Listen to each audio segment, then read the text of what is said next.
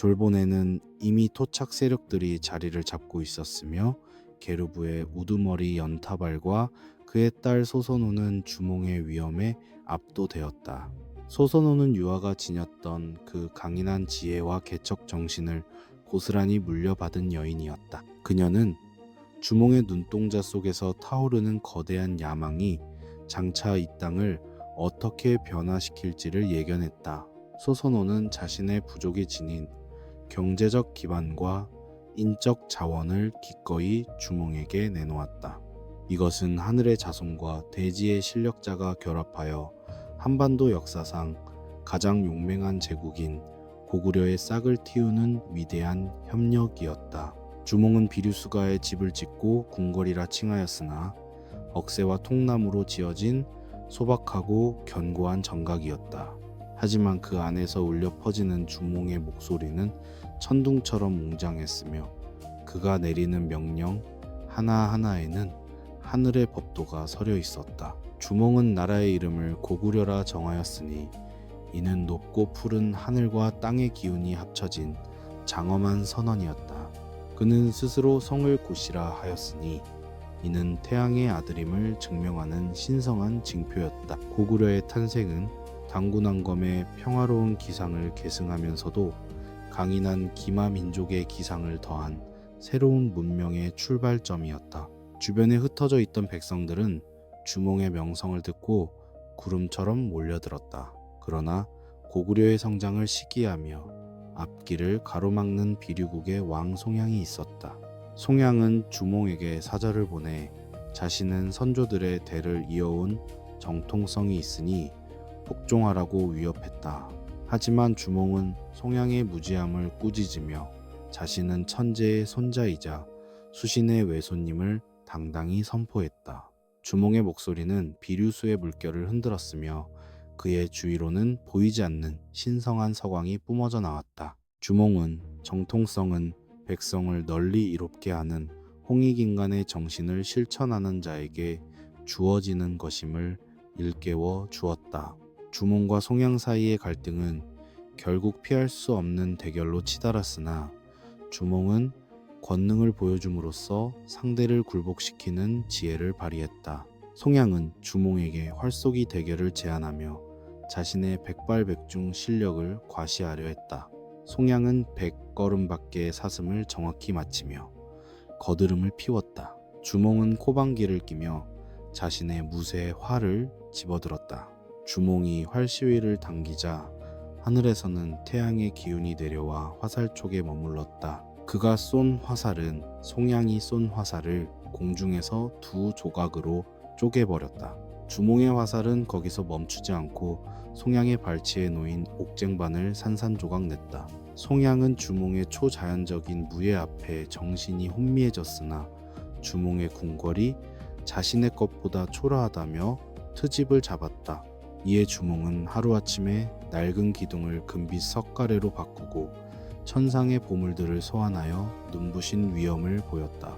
주몽은 송양의 보물인 신비로운 북과 나팔을 빼앗아오는 기발한 계획을 세웠다. 비류국에는 적이 침입하면 스스로 울리는 신성한 북과 나팔이 있었으나 주몽은 신하들을 시켜 이를 몰래 가져오게 했다. 주몽은 북과 나팔에 칠을 하여 마치 오래전부터 고구려의 것이었던 양 꾸몄다. 송양은 자신의 눈앞에 있는 보물이 정녕 자신의 것인지조차 분간하지 못하는 환각에 빠졌다. 송양은 점차 주몽의 비범함이 인간의 범주를 넘어선 것임을 깨닫고 자신의 오만함이 얼마나 위험한 것이었는지를 느끼기 시작했다. 주몽은 송양에게 끝까지 자비를 베풀며 그가 고구려의 울타리 안으로 들어온다면 그 지위를 보장해 주겠노라 약속했다. 결정적인 순간은 비류수가 거대하게 범람하여 비류국 전체가 수몰될 위기에 처했을 때 찾아왔다. 송양은 자신의 신들에게 빌었으나 물결은 가라앉지 않았다. 이때 주몽이 비류수가에 서서 하늘의 보물인 청동거울을 높이 치켜들었다. 거울에서 뿜어져 나온 눈부신 빛이 강물을 비추자 요동치던 물결은 순식간에 잠잠해졌다. 범람하던 물은 마치 명령을 받은 군사들처럼 강줄기로 되돌아갔다. 경이로운 광경을 목격한 비류국의 백성들은 일제히 주몽을 향해 엎드려 경배를 올렸다. 송양 역시 마침내 자신의 왕관을 벗어던지고 주몽의 발치에 무릎을 꿇었다. 주몽은 송양을 용서하고 그를 고구려의 다무르로 임명하여 과업에 동참하게 했다. 다물이라는 말은 고조선의 옛 땅을 되찾겠다는 의지의 표현이었으며 정통성을 선포하는 신호탄이었다. 주몽의 명성은 이제 졸본의 골짜기를 넘어 북방의 모든 부족에게 전설처럼 퍼져나갔다. 사람들은 주몽을 태양의 화신이라 불렀으며 고구려의 강토 위에는 소별왕이 남겼던 그 차가운 불의와 시기가 사라졌다. 대신 뜨거운 용맹과 충의가 꽃피기 시작했다. 주몽은 백성들에게 활 쏘는 법과 말을 타는 법을 직접 가르쳤다. 고구려의 말발굽 소리는 이제 만주의 벌판을 뒤흔드는 거대한 박동이 되었다. 주몽의 화살이 날아가는 곳마다 새로운 영토의 경계가 세워졌다. 소선호는 주몽의 곁에서 내조와 정무를 돌보며 고구려의 행정 기틀을 단단하게 다졌다. 주몽은 고조선의 멸망 이후 잃어버렸던 민족의 자긍심을 회복하기 위해 매일 새벽 신단수가 서 있던 태백산 쪽을 향해 제사를 올렸다. 그는 자신이 세운 고구려가 홍익인간의 이상을 칼날처럼 예리하고 태양처럼 뜨겁게 구현하는 위대한 제국이 되어야 함을 백성들에게 역설했다. 주몽의 통치 아래에서 고구려의 백성들은 죽음을 두려워하지 않는 용기를 얻었으며 서로를 형제처럼 아끼고 조국을 위해 목숨을 바치는 숭고한 충성심을 길러나갔다. 아사달의 평화는 이제 고구려의 강인함으로 승화되었으며 지상의 역사는 이제 새로운 주인공인 주몽의 손끝에서 더욱 역동적으로 써내려가기 시작했다. 주몽은 또한 유아 부인이 있는 부여를 향해 항상 그리움의 시선을 던졌다. 그는 자신의 어머니가 겪고 있을 고통을 잊지 않았으며 언젠가는 부여의 백성들까지도 자신의 품으로 안아 화합의 역사를 만들겠다는 다짐을 굳건히 했다. 주몽의 효심은 곧 나라를 사랑하는 애국심으로 이어졌고 고구려의 모든 법도는 부모를 공경하고 형제간의 우애를 다지는 인륜의 기초 위에 세워졌다. 송양을 비롯하여 주몽에게 투항한 수많은 부족장들은 주몽의 이런 인격적 가마력 앞에 진심으로 마음을 열었으며 고구려라는 하나의 깃발 아래 일치단결하였다. 졸본의 험준한 산맥은 이제 제국의 방벽이 되었고 비류수의 맑은 물은 고구려 전사들의 갈증을 씻어주는 생명의 젖줄이 되었다. 신하의 시대는 이제 주몽이라는 위대한 영웅을 통해 가장 화려한 비상을 준비하고 있었다. 하늘은 주몽에게 태양의 빛을 내주어 어둠을 밝히게 하였고 대지는 주몽에게 끝없는 벌판을 내주어 질주하게 하였다. 주몽의 활시위가 울릴 때마다 하늘의 별들은 새로운 성자를 그리며 축복하였고 지상의 백성들은 조국의 무궁한 번영을 확신했다. 고구려라는 이름의 거대한 배는 이제 막 거친 바다를 헤치고 대륙이라는 광활한 세상으로 나아가기 위한 돛을 높이 올렸다. 주몽의 눈빛은 이제 만주를 넘어 천하를 호령하는 황제의 기상을 품고 있었으며 그의 가슴 속에는 이미 다음 세대를 이끌어갈 후계자와 영광이 그려지고 있었다. 웅비하는 고구려의 기상은 이제 막 시작된 태양의 아침 햇살과도 같았다. 주몽은 신단수의 정기를 이어받아 이 땅의 모든 어둠을 몰아내고 만물을 이롭게 하는 홍익인간의 대의를 무력이 아닌 덕과 지혜로 실현해 나갔다.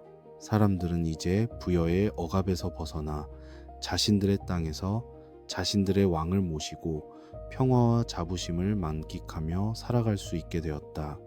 역사의 강물은 주몽의 눈물과 땀방울을 머금고 더욱 도도하게 흐르기 시작했으며 그 물결은 영원히 고구려라는 이름을 우리들의 가슴 속에 새겨줄 준비를 마쳤다. 주몽의 무쇠활에서 뿜어져 나오는 화살은 이제 단순한 무기를 넘어 대륙의 경계를 획정하는 신성한 지표가 되었다. 주몽은 송양의 비류국을 복속시킨 뒤 그들의 기마 기술과 고구려의 철기 문명을 결합하여 강력한 계마무사 부대를 육성하기 시작했다. 검은 갑옷을 입고 철갑을 두른 말에 올라탄 고구려 전사들의 모습은 마치 지옥에서 올라온 사신과도 같은 위엄을 내뿜었다. 주몽은 정복한 부족들에게 고조선의 옛 영광을 되찾아야 한다는 다물 정신을 심어주어 그들을 하나의 거대한 민족적 열망으로 묶어 세웠다. 소선호는 주몽의 곁에서 내조의 수준을 넘어 국가의 재정과 행정을 총괄하는 여제와 같은 풍모를 보였으며 그녀의 현명한 판단 아래 고구려는 내실이 탄탄한 강국으로 변모해 갔다. 주몽은 백성들에게 하늘의 별자리를 읽어 농사 시기를 정하는 법을 가르치고 철을 재련하여 더 날카로운 농기구와 무기를 만드는 비방을 전파했다. 하지만 고구려가 승승장구할수록 주몽의 가슴 한구석에는 북부여의 차가운 감옥 같은 궁궐에 남겨두고 온 어머니 유아 부인과 아내 예소야 그리고 얼굴조차 보지 못한 아들에 대한 사무치는 연민이 깔려 있었다. 주몽은 매일 밤 궁궐의 가장 높은 정각에 올라 북쪽 하늘을 응시하며 차가운 달빛 아래 홀로 눈물 짓곤 했다.